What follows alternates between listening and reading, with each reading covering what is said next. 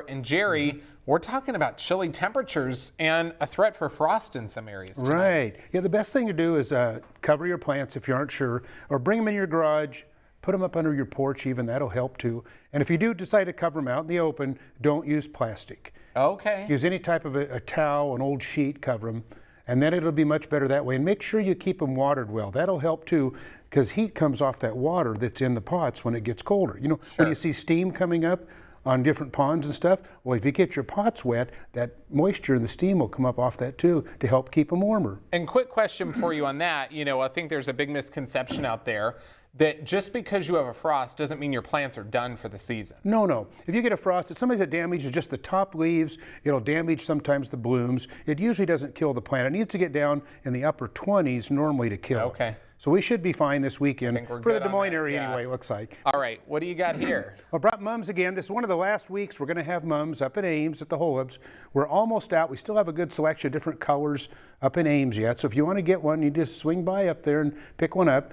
And like I say, they'll still last, like even the one right here in the middle that's mostly bloomed, there's still buds that haven't even opened yet. One like this will still last a full month. These others here will last longer than that. So, and really the frost will not hurt the mums because we've grown them outside on a mat outside. So they'll actually do really well. Even upper 20s won't kill them at all. Okay. That way too. So that'll work that way on.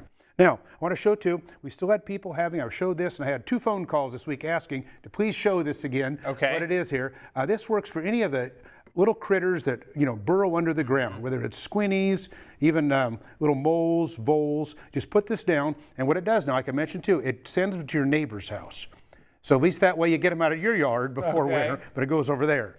Now, another thing too, if you have rabbits still trying to mess with things and deer coming in, which it's getting colder, they're gonna look for food now. This is probably one of the best things to use. It's in a pellet form. Okay.